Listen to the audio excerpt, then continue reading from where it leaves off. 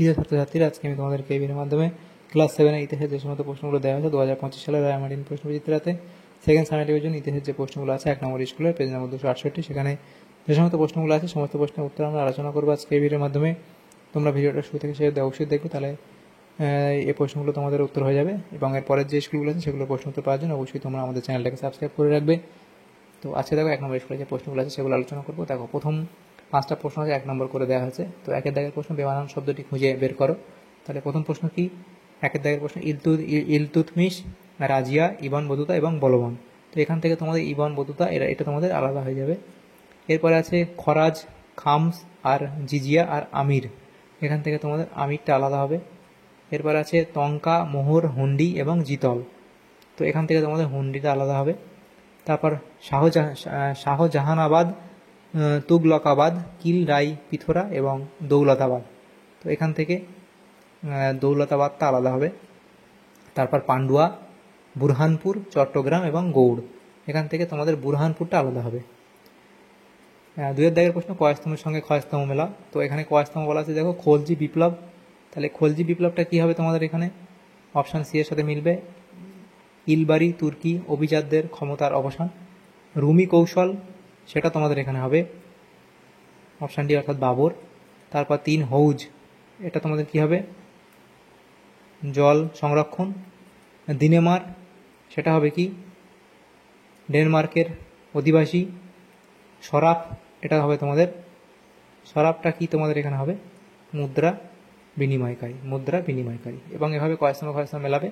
এরপরের যে প্রশ্নগুলো আছে দেখো, সেটা তোমাদের বলা হয়েছে 3 দাগের প্রশ্ন, শূন্যস্থান পূরণ করো। প্রথম প্রশ্ন বলা হয়েছে দেখো, ঘরগড়ার যুদ্ধে বাবরের অন্যতম প্রতিদ্বন্দ্বী ছিলেন, সেটা কি? নসরত শাহ। এরপরে প্রশ্ন, জাহাঙ্গীরের আমলে শিখ গুরু ড্যাশ প্রাণদণ্ড দেয়া হয়। তাহলে হবে অর্জুনকে প্রাণদণ্ড দেওয়া হয়।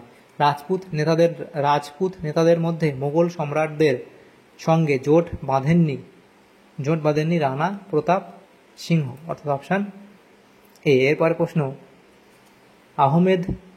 আহমেদনগরের প্রধানমন্ত্রী ছিলেন, সেটা হবে মালিক অম্বর। এরপরে প্রশ্ন, বিলগ্রামে যুদ্ধ হয়েছিল ড্যাশ খ্রিস্টাব্দে, সেটা হবে 1540 খ্রিস্টাব্দে। এরপরে সুলতান হোসেন শাহ ছিলেন ড্যাশ ভক্ত, তাহলে সেটা হবে শ্রী চৈতন্যের ভক্ত। 4 দাগের প্রশ্ন, নিচের প্রশ্নগুলির একটি বাক্যে উত্তর লেখো। প্রথম প্রশ্ন কি বলা আছে? সেটা হলো তোমার দেখো 1 নম্বরের প্রশ্ন দেওয়া আছে, এখানে নেক্সট পেজে আলোচনা করবো, এখান থেকে দেখে নাও। প্রথম প্রশ্ন, মোগলরা তৈমুরের বংশধর হিসেবে গর্ববোধ করতো কেন? অবধি লিখবে। হুমায়ুনকে এক সময় ভারত ছেড়ে চলে যেতে হয়েছিল কেন? সেটা লিখবে। মহেশ দাসের নাম বীরবল হয়েছিল কেন? ঔরঙ্গজেবের আমলে বাংলায় সামুদ্রিক বাণিজ্যের উন্নতির একটি কারণ লেখো। প্রাকৃতিক সম্পদের প্রাচুর্য। জাপ্তি বলতে কি বোঝো? তাহলে জাপ্তি সেটা কি, সেটা অবধি লিখবে। এই পরের যে প্রশ্ন 5 দাগের প্রশ্ন, 6 দাগের 7 দাগের প্রশ্নগুলো নেক্সট পেজে আলোচনা করবো। দেখো 5 দাগের প্রথম প্রশ্ন, দিল্লির সুলতানদের কখন খলিফার অনুমোদন দরকার হতো? সেটা তোমাদের এই অবধি লিখবে। তারপর সুলতান রাজিয়ার সমর্থক কারা ছিল এবং তার বিরোধী কারা ছিল? তাহলে সুলতান রাজিয়ার সমর্থক এবং বিরোধী কারা লিখবে।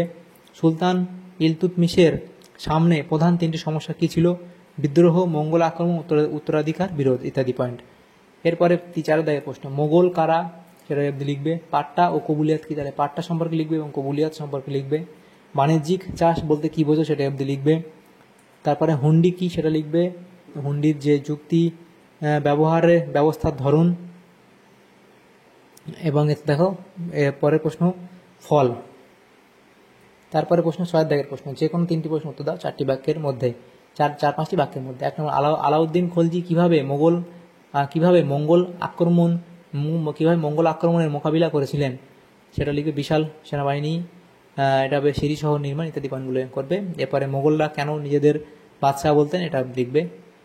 এরপর 3 দাগের প্রশ্ন ছিল, কেন সুলতানদের সময়কার পুরনো দিল্লির আস্তে আস্তে ক্ষয় হয়েছিল?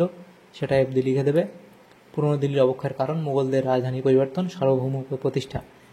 ইকতা কি? তাহলে ইকতা সম্পর্কে লিখবে। সুলতানরা কেন ইকতা ব্যবস্থা চালু করেছিল? তাহলে দিল্লির সুলতানদের ইকতা ব্যবস্থা চালু করার কারণ 1 নম্বর, রাজ্য শাসন পরিচালনা, সেনাবাহিনী পালন এবং রাজস্ব আদায় ও শান্তি বজায় রাখা। এরপরে 5 দাগের প্রশ্ন, সেখানে বলা আছে দেখো সুলহ ই কুল কি। চলে সুলহ ই কুলের আদর্শ এবং সে সুলহ ই কুল সম্পর্কে এত অব্দি লিখবে। 7 দাগের প্রশ্নে বলা আছে নিচের যে কোনো 2টি প্রশ্নের উত্তর দাও 8-10টি বাক্যের মধ্যে। প্রথম প্রশ্ন, আলাউদ্দিন খলজির বাজার দর নিয়ন্ত্রণ নীতি আলোচনা করো। তার কারণ, বাজারের ধরন, বাজার পরিদর্শক রাজকর্মচারী, বাজারে সরকারি নিয়মাবলী, মতামত ইত্যাদি পয়েন্টগুলো করবে। এরপরে প্রশ্ন দেখো 2 দাগে বলা আছে কি, ঔরঙ্গজেব কিভাবে দাক্ষিণাত্য সমস্যার মোকাবিলা করেছিলেন। দাক্ষিণাত্য সমস্যার মোকাবিলা, বন্ধুত্বের নীতি, করদ রাজ্যে পরিণত করার নীতি, যুদ্ধনীতি। প্রথমত দ্বিতীয়ত পয়েন্টগুলো এই অবধি লিখবে। এরপর অথবা দিয়ে প্রশ্ন ছিল শেরশাহের শাসন ব্যবস্থা আলোচনা করো, তার ভূমিকা, শেরশাহের মানবিক চিন্তামূলক সংস্কার, ভূমি রাজস্ব, পাট্টা কবুলিয়ত।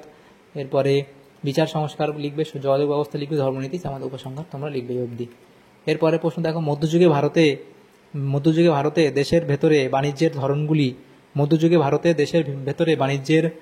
ধরনগুলি কেমন ছিল তা লেখো। গ্রাম ও শহরে বাণিজ্য, একাধিক শহরের মধ্যে বাণিজ্য ইত্যাদি 2 পয়েন্ট লিখবে। এরপরে অথবা দিয়ে প্রশ্ন ছিল শাহজাহানাবাদের নাগরিক চরিত্র কেমন ছিল, নাগরিকদের বসতি, নাগরিক সম্প্রীতি ইত্যাদি পয়েন্টগুলো করবে। তাহলে তোমাদের এই প্রশ্ন উত্তর হয়ে যাবে। তাহলে দেখো এখানে তোমাদের ক্লাস 7-এর যে প্রশ্নগুলো ছিল ইতিহাসের 1 নম্বর স্কুলে সেকেন্ড সামেটিভের জন্য সমস্ত প্রশ্নের উত্তর আমরা আলোচনা করলাম আজকে এই ভিডিওর মাধ্যমে। তোমাদের যদি সামান্যতম উপকার এসে থাকে ভিডিওটা অবশ্যই লাইক করবে, আর বেশি বেশি করে বন্ধুদের সাথে শেয়ার করবে, এবং পরবর্তী যে স্কুলগুলো আছে সেগুলোর প্রশ্ন উত্তর পাওয়ার জন্য অবশ্যই তোমরা আমাদের চ্যানেলটাকে সাবস্ক্রাইব করে রাখবে। Thanks for watching.